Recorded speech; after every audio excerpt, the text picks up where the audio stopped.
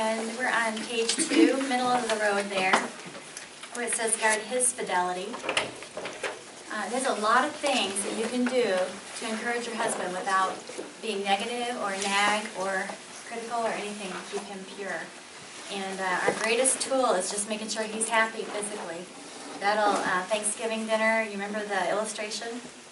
Really, if he's totally satisfied, he really won't be tempted as much as if he's not satisfied. And, you know, those of us who think our husbands do not need that are really kidding ourselves.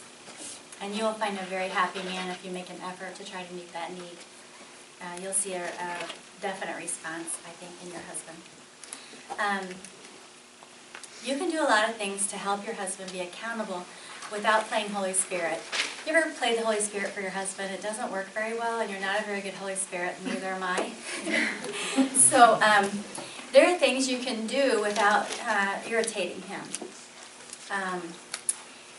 If it's a situation where you think that he might be struggling in a certain area, you can not try to catch him in anything, but you can kind of show up and make your presence known, and I think that sometimes helps.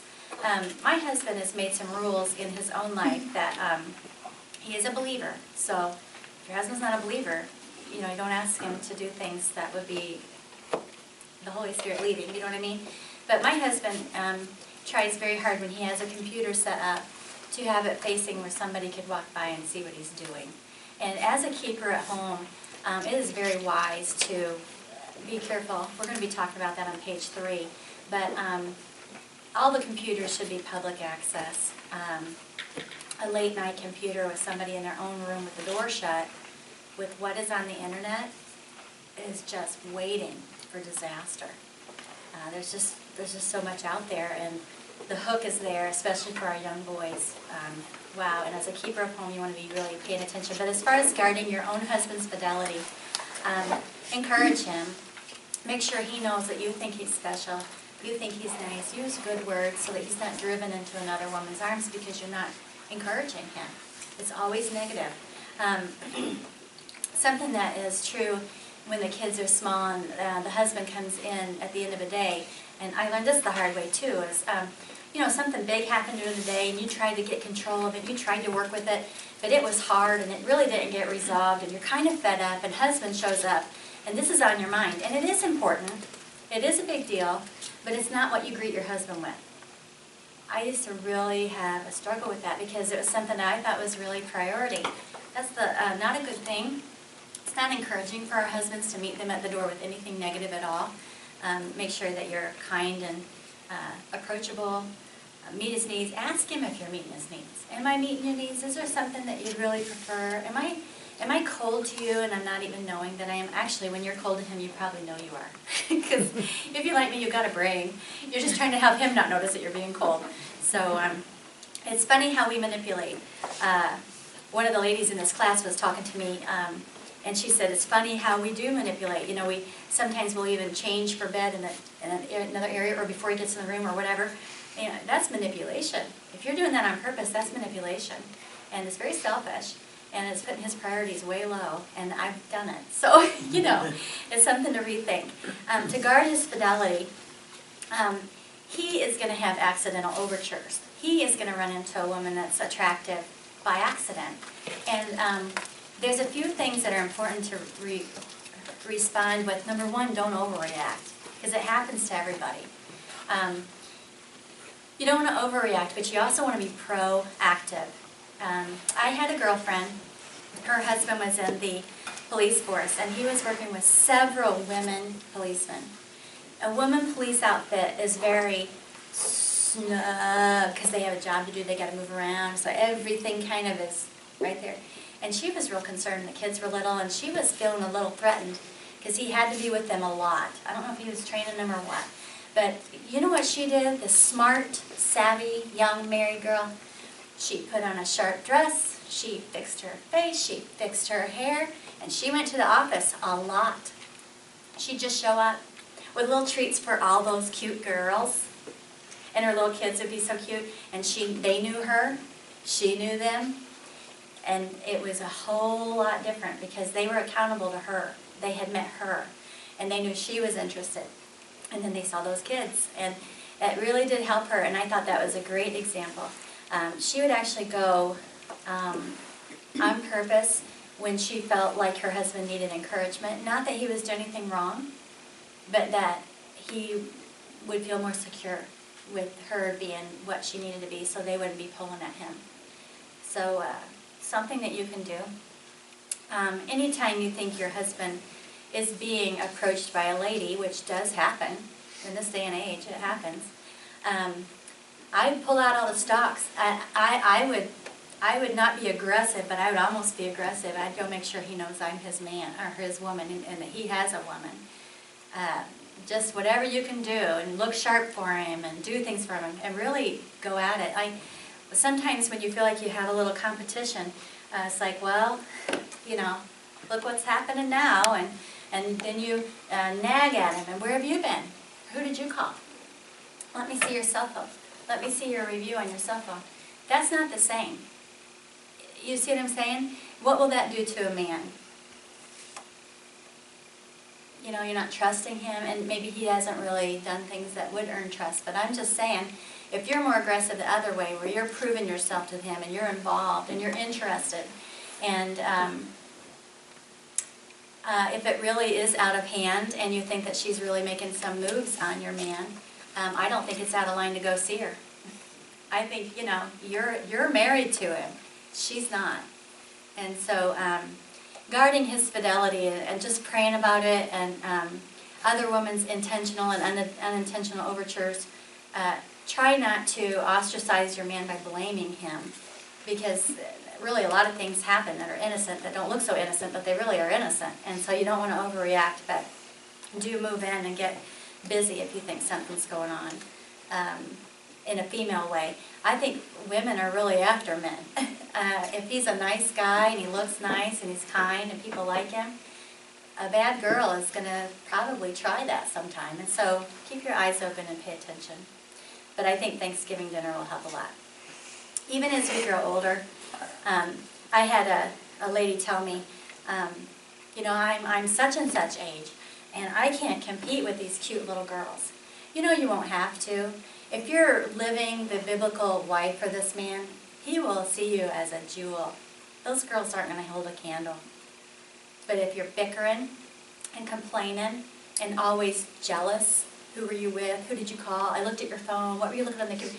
If it's constantly like that, you're not a jewel, because you're just not enjoyable to be around. So just make sure you're real sweet and encouraging to him.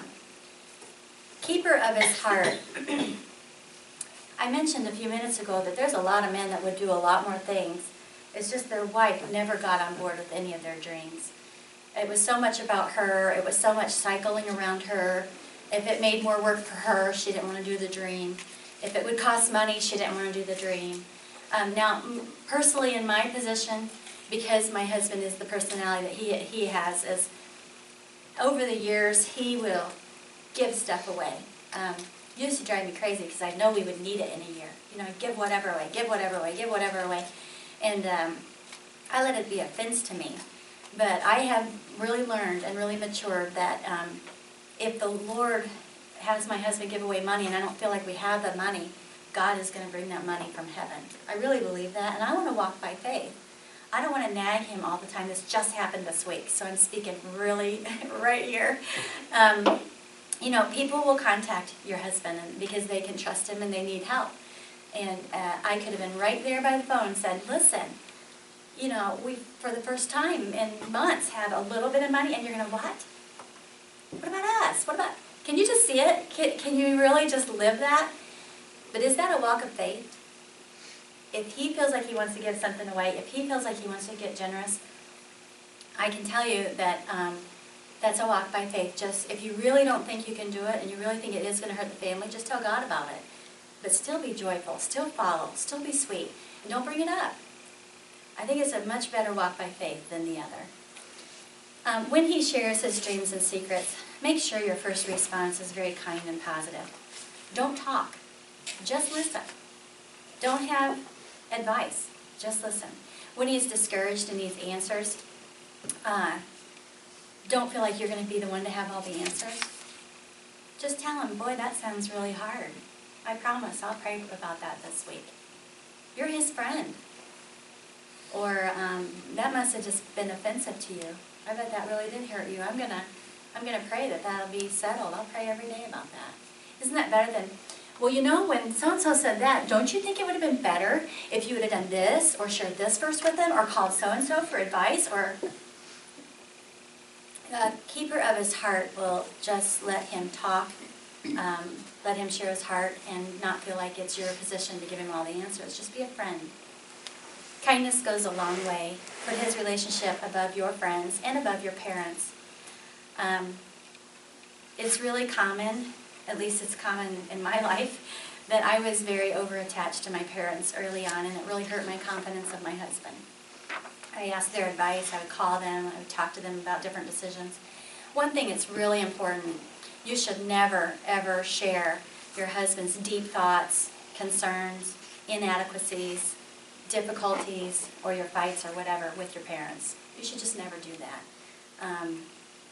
It's actually going to make it a long term. Your parents aren't going to be able to forget that and let your husband grow. Page 178 in our book.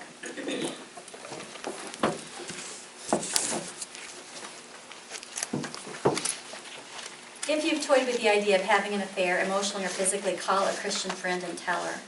If you feel attracted to another man, avoid contact with him. Do not have a male best friend. Do not tell your marriage problems to avoid a male friend. Do not confide in a male friend. Do not believe the lie that life would be better with another man. Don't go alone with another man. Stay connected with the Lord. Secrets are Satan's best tool. Don't keep secrets and guard your heart. I think it's a real active thing to guard your purity and guard his fidelity. It's not like you're going to follow him around and see where he's going and check where he's going and look at his cell phone. And I'm not talking about that. I'm just talking making your relationship so positive and so sweet that you're both happy. And then if you think you need to be a little more proactive because another woman is kind of beguiling or not right, then get in there and pray about it and just do what you think you should do. Keeper of his trust. As far as finances go, a lot of women, I heard one man, I actually heard this year. This is a comment of somebody that knows a friend, okay? She said, well, his first wife was a spendthrift, and he worked for an electric company, but their electric company was a different electric company, like for their house, but he worked for an electric company, but she shopped so much. There was a couple times he thought his electricity would be shut off because she was using all of his funds. Anything he'd bring in, she'd go shopping. And I heard that within the last 6 weeks. That's really a bad commentary. Whatever our husband brings in, whether it's meager or whatever, somehow make it stretch. And that's our keeper-at-home job. That's a big job. A keeper-at-home job in finances, live within his provision. Make sure that he knows you're content. If you're constantly worried and anxious and critical and nervous and negative with your husband about finances, what do you think your daughters are going to do when they get married? That's really important to think about. You may think you're justified because, number one, he doesn't bring in enough or whatever. But really, if you take another look at it and just think, there's people that live on less, than most of us are living on. And there's people in other countries that have no idea how it would be to be discontent with what we have. I mean, they just couldn't even dream that way. There's a lot of things you can do to help with the finances. One time, there's 3 things that are the top divorce causes. Here they are. Intimacy problems, that's why I've talked about them so much. Money problems, and in-law problems. That's why leave and cleave is so important. You do not include your parents on all your details about your marriage. Your parents do not need to know about your marriage. And when your kids get married, let them go. And don't be always knowing everything about their marriage. It's not good for them to do that. So in-law problems, money problems, and intimacy problems. Now as far as money problems go, sometimes a man will want you to keep the books. He'll want you to do the bills and everything, and there's not enough money to go around. Now, we are the weaker vessel, and we don't handle that very well. we go, our hair's sticking straight up and we're just like a nervous wreck, okay? He is stronger and he can handle that. But if he asks you to do the books and it's not going to go far enough, get the books done, write down the facts, and then give him the facts. Don't tell him what he should do with them. Don't tell him what he shouldn't do with them. And then pray that the Lord will just help you not worry about them. Because really it is his responsibility to figure out what to do with that stuff. And you shouldn't carry that around all the time if it's not going to work out. Does that make sense? You should do the books if he asks you to. But if the money isn't going to go around, he needs to decide where he's going to stick a little here and stick a little there and all that kind of thing. So you can just give him the information. He can handle that kind of information. But there's a lot of things that a woman can do in her home to make nothing go further. My husband, when he came back from thinking that we were going to go out of country, we'd already gotten rid of our house, and he was making $8 an hour, and we had spent most of our money on his schooling. I mean, we really, there's been 2 different times in our lives where we ate gravy on toast quite often, all right? So it's okay, and I like gravy, which is good. But, when you're done with the margarine wrap, I used to not throw them away. I would stack them, and they would grease all my pans, because I never bought the spray, I couldn't afford it. That was a little thing. The burrito wraps, you get the flour tortillas and it kind of zips shut. I never threw those away. I used those as my Ziploc baggies because I couldn't afford to get Ziploc baggies. Bread bags, never threw them away. Cereal wraps, they're kind of a waxy paper. They're so great.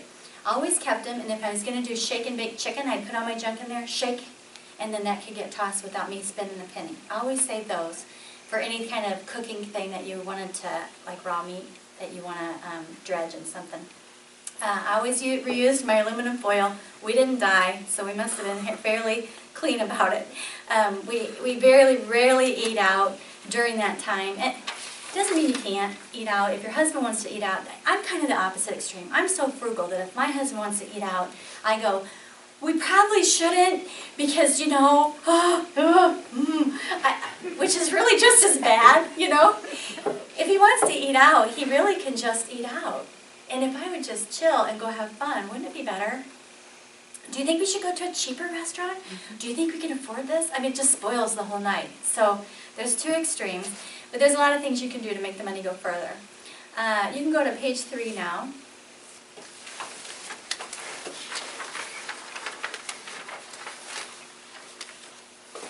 And there's a lot of creative ways you can bring in money into your home.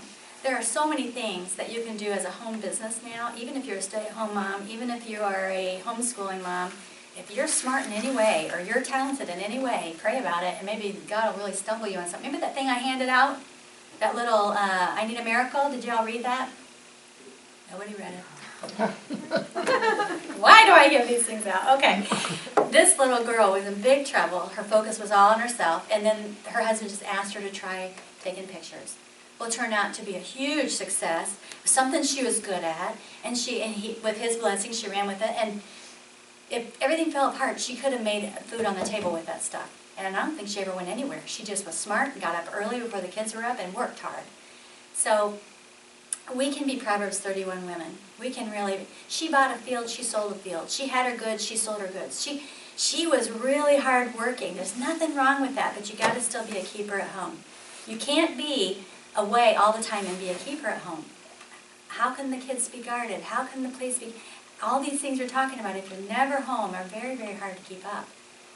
But there's so many ways you can do all kinds of things to help out or bring in money to ease a little bit if you need to. And the other thing is this. If your husband wants you to work. If your husband desires you to do a job, then that's what you should do.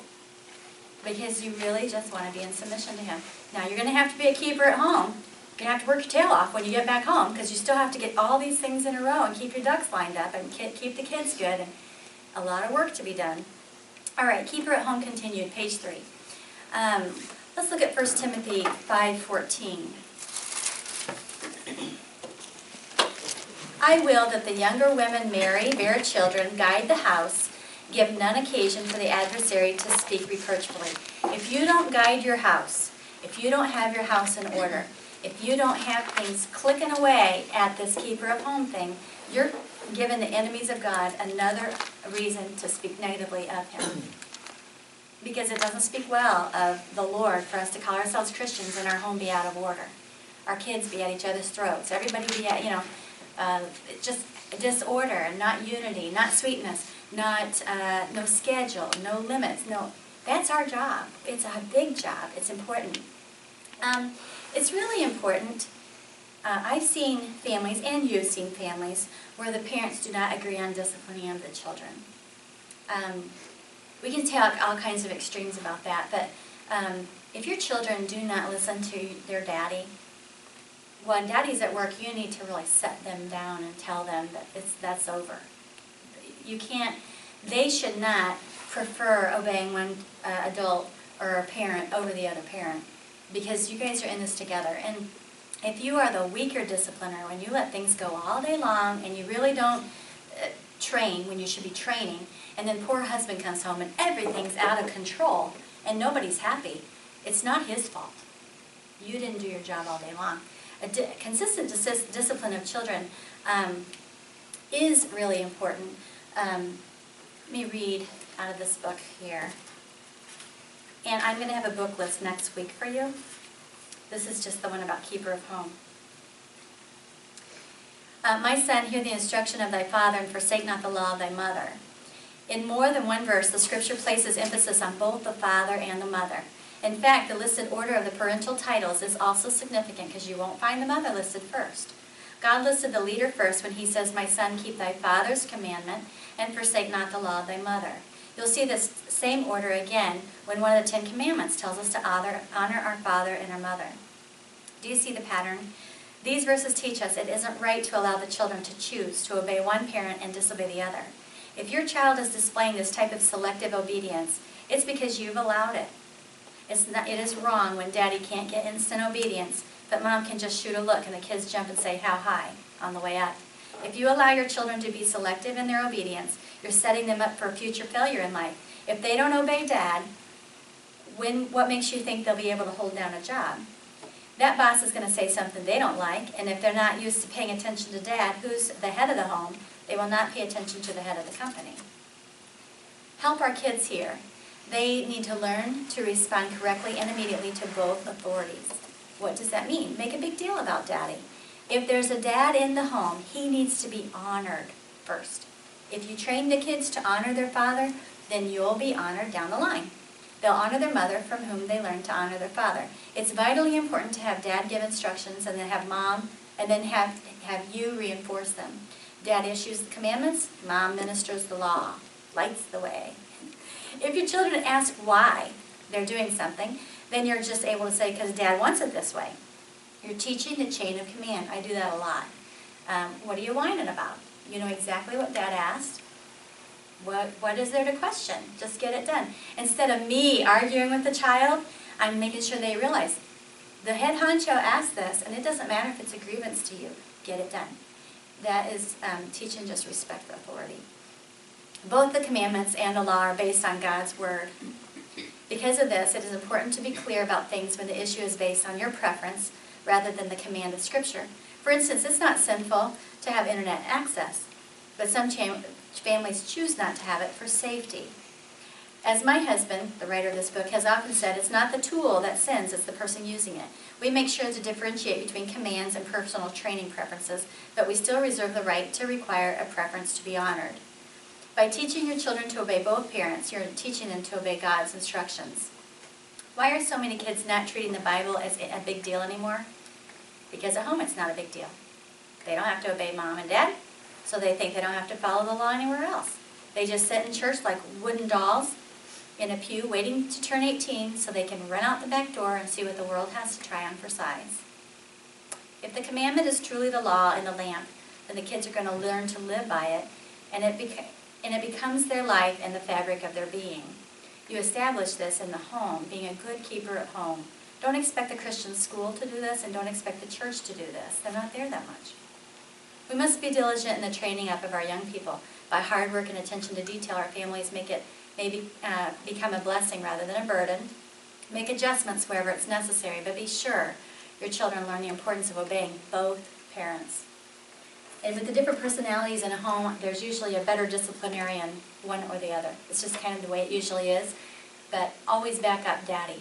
You know, you may feel that daddy might have been a little harsh on something, but it really would undermine you and him to go to the child and say, I think daddy was a little harsh on that, don't you? That is totally undermining your whole authority of your home. Pray, have faith, support daddy. I'm going to touch on this next week, but sometimes there's things in the home that should not be. And if you have friends that have some things in the home that are not legal, are very immoral, we'll be talking about that next week and give you a couple illustrations of it. You don't have to put up with things that are illegal in your home, unsafe in your home. Especially, you know, you're the keeper of the home, just watch that. We'll be talking about that more in full next week. As far as guarding the purity of your home, it's really important. I know these days everybody has their kids having TVs in their homes and computers in their bedrooms. You're opening a whole world up when their internet is in their bedroom, and you may never get their heart back. And as a keeper at home, it'd be good to establish some rules of just having those in public places and never in bedrooms. It's not a good idea for the adults in the house to go to bed and let the kids watch TV or be on the internet. Who's keeping care? Who's guarding them? Who's encouraging them? I mean, the world is out there. Satan is so ready. And an unguarded time is when the parents are tired and say, okay, you guys lock up. Well, that's really very unguarded. I don't think it's wise, and I think you might be suffering some consequences that you're not really wanting. Unsupervised children and young people. You have daughters. You need to make sure they're in a group setting. They don't need to be at a house. You need to be really aware of letting your daughter go to another house that has a teenage boy, brother, of who she's visiting. Be very aware. A lot of stuff can happen, and especially the overnighters. Just be aware and don't leave your family unguarded when you thought everything was fine. Think things through. Think situations through and prepare your children for them. Like the idea of, okay, I'll let you go to this function, but let's think this through. Let's say you're all in a room, everything's fine, and all of a sudden you're alone with so-and-so in a room by accident. What are you going to do? Prepare them, because you can't walk with them all the time. You got to train them. But just be aware of the unsupervised young people. After mom and dad go to bed, free for all, Satan loves it. Cell phones can do so much now. The whole internet world comes to your child through the cell phone. You compare how much time your child is at church or reading the Bible. Compare that to how much he's on his little cell phone, and you'll know which way your child's going to go. I mean, it's almost like math. The input and the drive and the desires or the passions and being fed off that little phone, it's like their world. Do you have a way to check what they've been on? Do you have any limits on their phone? Are you watching that? Do you know when your child's on the internet? We're the keeper at home. Dad's usually gone. You really want to be wise. You really want to pray. You really want to pray. There was a certain time a few years ago where I was having some difficulty in our home. And I knew something was going on, didn't know what, but we were struggling. And while I was having my quiet time, I saw a little square box in my mind. I don't even know how those things work. I don't even know what they're called. Okay, literally, I didn't even know what it was called. But I went to one of my children and I went in their room and I asked if they had something on there that was not okay with Betty. This was a child. I put out my hand. Now, I'm not aggressive, but God made me think of it. So I put out my hand. It was put in my hand. I took it. I did not realize what a huge war the child was having with that thing. You're the keeper at home. You want to be in prayer. You want to follow through on things. God really loves the children. He loves our family. He loves the purity in the home. He wants us to make it. He wants us to be godly and holy. So let Him lead you and be a keeper at home. Be really active in the home. That turned out for the good. It was a learning experience for everybody. All right. As you're the keeper at home, as far as guiding the house and being orderly, it is good to have schedules. It is good to train manners in your home. It is good to have the children fresh. You know, little bitty thing. when the kids were younger, I don't want to sound like I know it all. I got all these ideas from other women, every one of them. I'm like, oh, that's a good idea, I'm going to do it. I had these little posters on everybody's bedroom wall, and it was called a meeting list, okay? And if something, all of a sudden we were going to go somewhere we didn't know where we were, I was like, go get your meeting list. So they would go to their list, they would read what to do, and it would be, you know, fresh clothes, brush your teeth, brush your hair. And I wasn't having to yell all that out. And then we would go. Okay, or if we're getting ready to church, I'd just say, hey, hit your meeting list, we're leaving in 10 minutes. And that would train them what they needed to do to go out in public. We had a chore list, a meeting list, a daily schedule and all those things. It does help your home. You may be a homeschooling mom, and the more you do stuff like that, we have a lady in our church that's more organized than I ever was. I've been in her home, she has several children, and she's organized, and it's helping everything not to be chaotic. Okay, one thing that's really important as far as schedules is, we like to always be helpful in the church. We always like to minister and do things for other people, but it's really wise, with all this list of things to do as a keeper at home, to let your husband guide how often you're out and about doing things. We like to go visit the nursing home and just cheer people up. But if my husband says, I just don't think this week, I'm fine with that. He knows me so well. He knows our needs at home so well. He needs our needs as a family so well. I don't take offense to that at all. And it's really good. Sometimes a lady just can't say no. Maybe you're one of those people that you're just always wanting to help, so you're just always a yeser. Well, you may leave your home not being kept because you're doing so many things for other people. When I was younger and the kids were younger, I learned a lesson one time because I was making some cookies. And Jarrett came up to me and he said, Mama, are those for us? And I was just like, well, of course they're for us. And what his point was, I had been doing things for other people so much, he could just see those going out the door. And so I had to reprioritize. My family is first. I'm a keeper at home, and it's nice to do things for other people, especially if your husband asks you to. But let him kind of dictate where your limits of your schedule is if you're a yes girl, which a lot of us are. Be aware of time wasters in your schedule. A lot of ladies sit on the internet, they Facebook, they go, where it says keeper at home, and you really have to be at home to be a keeper at home. You got to be there sometime to get all these things done and protect the home. You got to be there. But some ladies can be in their home and leave their home while in their home on chat rooms and Facebook and on their cell phone all day long, talking to girlfriends about spiritual things, talking to girlfriends about prayer requests, talking to girlfriends about needs. They're not a keeper at home.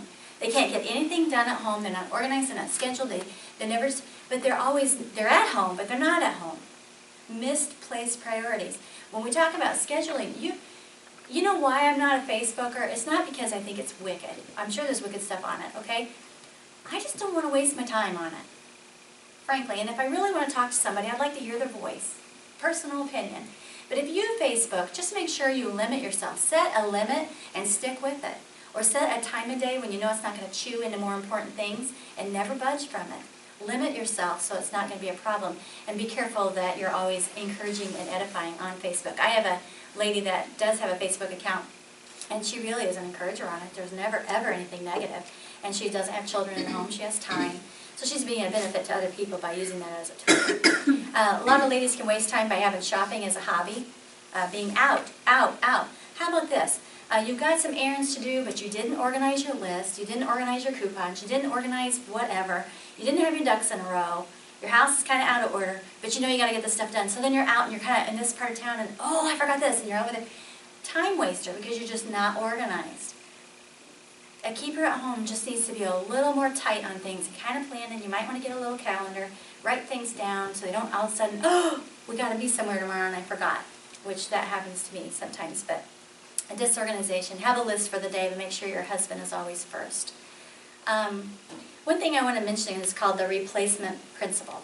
And this has been in a few books that I've been in, or actually classes and stuff I've had.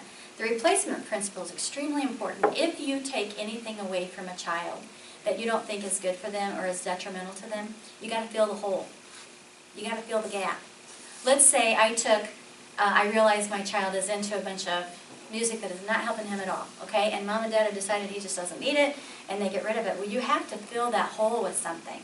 Let's say we take some books away that aren't helpful, and he's an avid reader. You got to invest in some great books that he's interested in. You can't leave a hole. And you know, this is a biblical principle. God says, put out, put on. Put out, put on. And so we want to do the same thing when we're training our young people. If we have anything removed, let's say we get rid of a phone. They just couldn't handle it. They were on the internet way too much or whatever. Replace it with a little flip so at least they can call you when they need to be picked up or something and just fine.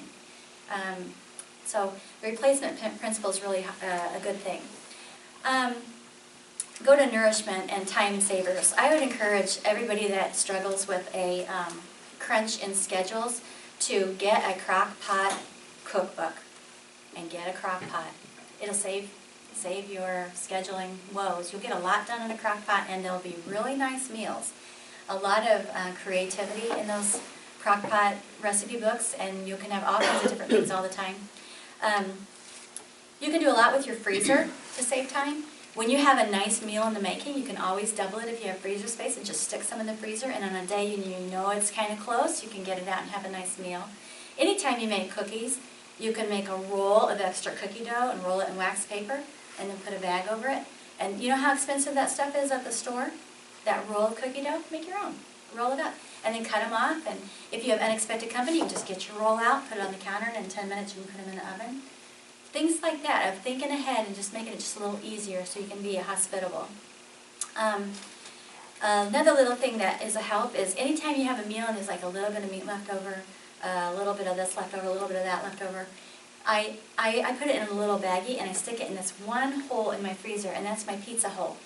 So when I have enough built up in there, I make a homemade pizza. I don't have to cut anything, I don't have to cook anything, everything's already cooked, the meat's already ready, I just throw it on, throw the cheese on, and it's in the oven. So that's something that is a time saver. If you are good with your freezer and you can stick an extra meal in the freezer, it's just a blessing to be able to be a blessing to somebody else, even if it's not a day that really fit. You hear somebody's going to have surgery or they're sick, things aren't well in their family, and you're busy. If you had some kind of meal in the freezer, you could set it out the night before and then bake it, even on a busy day. Those are some ideas on the nourishment thing. Sometimes I have frozen pie dough, rolls, Mexican dishes. I do a meatloaf recipe and I freeze them on a cookie sheet, mini meatloaves, until they're hard. Then I pop them into a baggie, and then if we have company, I get out 15. If it's just us, I get out 4. And it's just so vast. Because you know what a mess a meatloaf is, but it's a delicious meal. Little ideas like that. Get real creative. There's a book, probably about 15 years ago, I picked up called Once a Month Cooking. And it's a book where it's wild, because you cook for a whole month in a day. I was 6 months pregnant, and my girlfriend was 6 months pregnant last time I did a whole month's worth. Usually I'll do a couple weeks or something, because that's a lot. But you have them all in your freezer, and every day, the night before, you get it out, and it's all... I didn't like every single recipe in the book, but you get the idea of how to do it, and then you can do it with your recipes. If you do any kind of pasta into the freezer, you want to cook it a little under al dente, because the freezer will continue to cook it before you bring it back out. The one thing that I hope you've gotten out of the whole class is it's really up to Mama to have the joy in the home. And it is Mama that kills the joy in the home most of the time if it's lacking. You really create the aura of the home. You're the comfort, the smoothness. You're the one that's going to do the hospitality. Thinking of other people, you can teach the children so much by having them help when you're making a meal for somebody else. They know you're busy. They know you got a lot to do. They know that you got a lot of homeschooling to do, but we stopped our day, we're making something for somebody else. It helps them kind of be outside their little world and not be selfish, because that's what we're doing. We're going outside of our world and being hospitable. Hospitality is really important. What if your husband is foolish, lazy, angry, or sinful? I want you to go to 1 Peter 2, 18 to 20.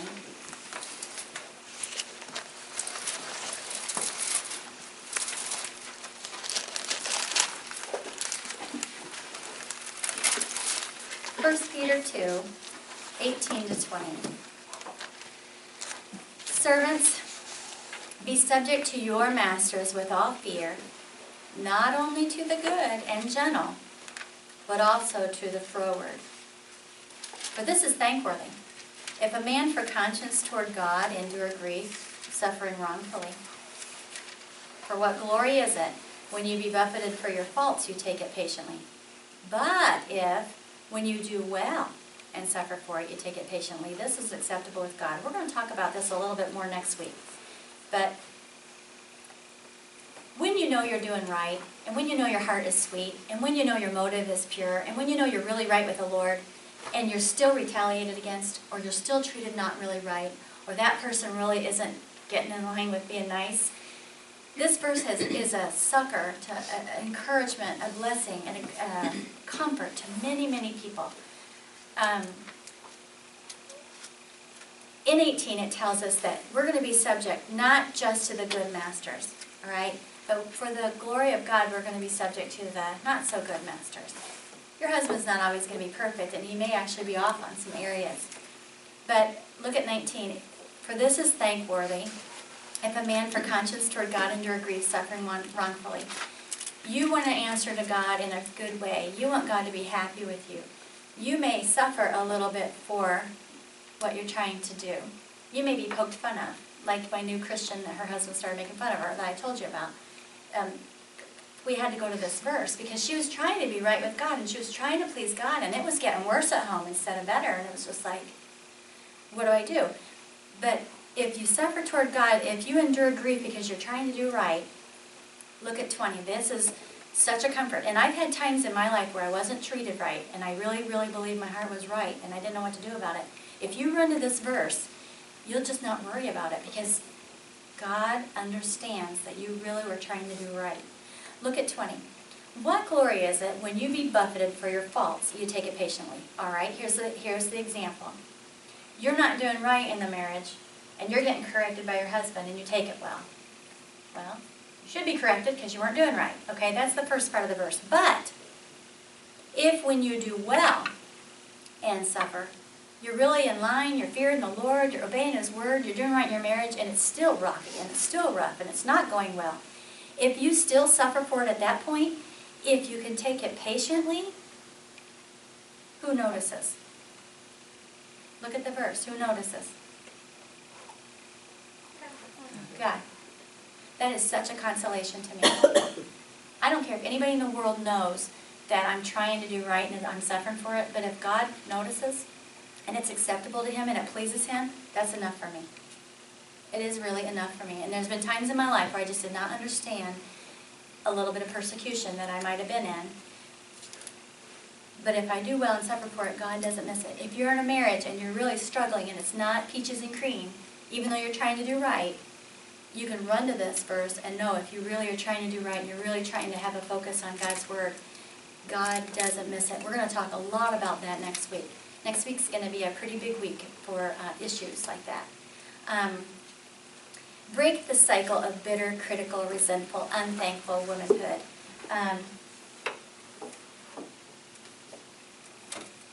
I have a quote here that I want to read you. Out of 75 responses, only 2 or 3 kids considered their home happy in a questionnaire. Nearly all 75 answers of the questions were basically the same. 10-year-olds who could barely spell, all the way up to college-age adults, had the same hopes and anguishes. They all said something like this: I just wish Mommy and Daddy would love each other. The younger kids would write like this: our home would be happier if Mommy and Daddy wouldn't fight. Or I wish I would make my Mommy and Daddy like each other. That's what I would do. We would have a happy home if Mommy would not talk so bad to Daddy. And I wish Mommy would not talk back and make Daddy get all mad and yell. The older ones wrote along these lines: our house would be a more peaceful place if Mom didn't walk around with this frozen bitterness. I feel like we live in a war zone. How do you love your children? These were homeschool kids. This was not regular run-the-mill whoever. These were kids that are supposed to be in the good home, supposed to be, Mom's always with them. It's kind of scary being at home all the time with your kids because you're the main influence. So if they're really having a rocky road, guess who's responsible? You know, you're watching all the other influence. I mean, so here's the thing. How do you love your children? Love their daddy. It'll help your children. Honor their daddy. It'll help their children. Obey their daddy. It'll help your children.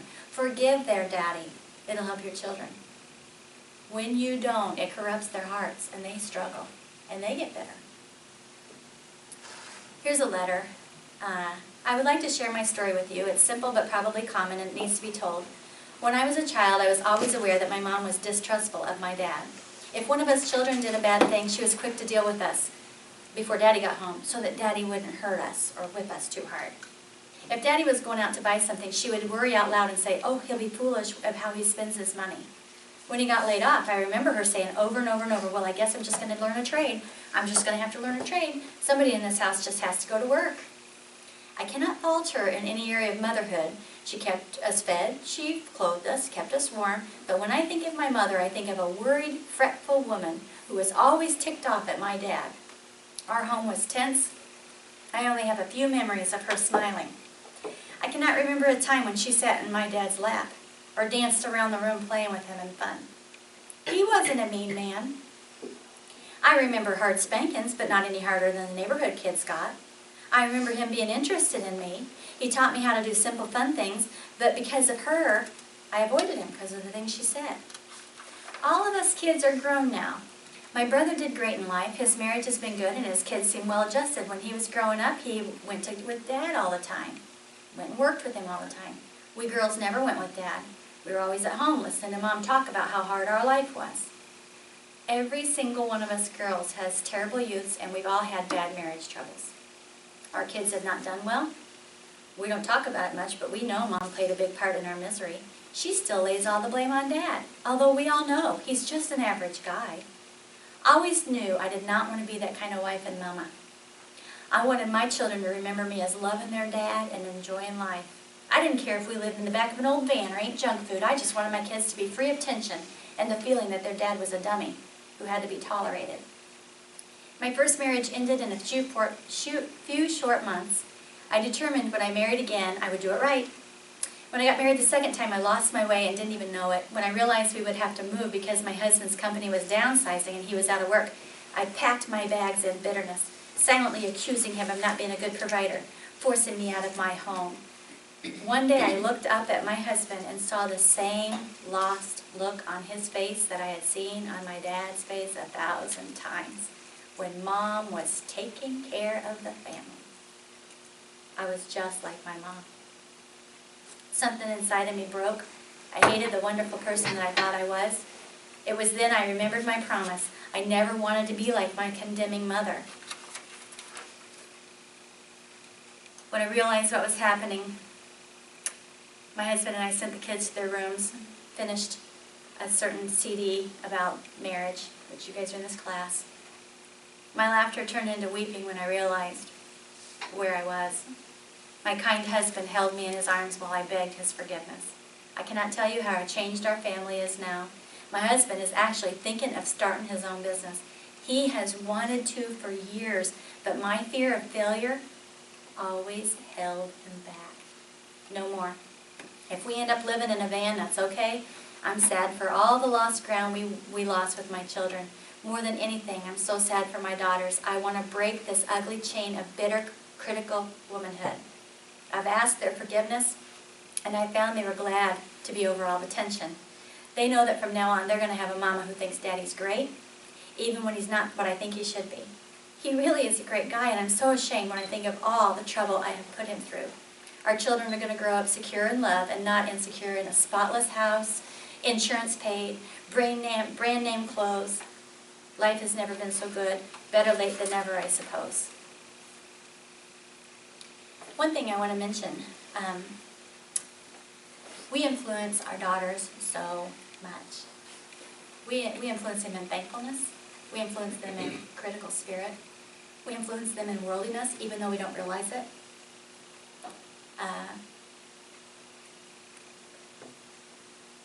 When you train your daughter, I've been around different families. I had a lady, was talking to a lady, and this is what she said. She said, I found this snowsuit for my daughter. It was only $78, and it was on clearance, and it was a high-end. I mean, it was just like that, high-end, da-da-da-da-da-da-da-da. You know what she's teaching her daughter? She's teaching her daughter that it has to be the top-notch, high-end, name brand, and setting her up for difficulties in her marriage. What if her husband can't afford that? Do you see what I mean? You don't want your daughters to run around in ragtag junk. But if your husband can only afford Goodwill or Meijer or secondhand or make it yourself, then make it crisp and pretty and clean and nice and look presentable and enjoy. But to live to the top nth degree of your ability and then make a scene about it, like, I bought this at Macy's, is setting your daughter up for a very discontent lifestyle in 10 to 15 years. We don't even know we're doing it. You know, we have to have what so-and-so has. Oh, I want that too. It's just the lusts and all that we get into. Our daughters are just like sponges, and they're just going to absorb all that. The bitter, critical, resentful, unthankful womanhood. The keeper at home is you. You are exempling for the next generation a lot of marriages. Whether you have boys or girls, your boys are going to look for girls either like you or not like you at all because of the way you've been through these years. They're going to be really wanting to model after you when they're looking, but they're going to look for anything but you. Your daughters are going to have a lot of the habits that you have, good, bad, and ugly. That's why we really want to just really be diligent about all these things of being a keeper at home. God doesn't want us to be perfect, but He does want us to be joyful and obedient and thankful and content and take our place and show how great His Word is and how it really, really changes lives. Love hopes, love believes, love forgives, love suffers long, love thinks no evil, love endures all things, love never, ever fails. We choose love. It's a choice. And we really want to show the world that God really is powerful and His Word really makes a difference. So you can go ahead and read as far as you are in our book. Next week is our last week. I have a special assignment.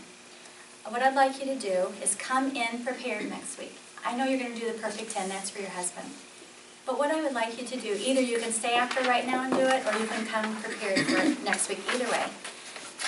What I'd like you to do, I think the story that one young woman shared about them being out and it actually being noticed in public, that's an encouragement to all of us. I mean, it just spurs us on. So what I would like to do is, if there was any particular Bible verse that just really made a difference in your life, something that you really have made a change, that you just have already noticed something in your life, something that you've let go that has helped you and you have a lot more joy, whatever, that might be an encouragement to another person in the class. Don't write a book. If you want it shared, then you can put your name on it and give it to me and we'll share it, okay, out loud or whatever. If you don't want it shared, but you just want to write it down and me not say who you are or whatever, that's fine. It's not like a show and tell, I've done great, it's really not, but we're going to be at the end of a 6-week long class and there's been a whole lot we could put into our lives and put out of our lives. And there's surely some young girls that you can share this stuff with. There's surely some young girls that are just a little behind you that you might disciple and encourage, and you could just be the older woman. We really have a shortage of older women that are taking time to help these girls be good wives. Marriages are struggling and crumbling everywhere. So that's all for tonight, and if you have any questions you can let me know, and you can just bring those papers next week or stay after and do them.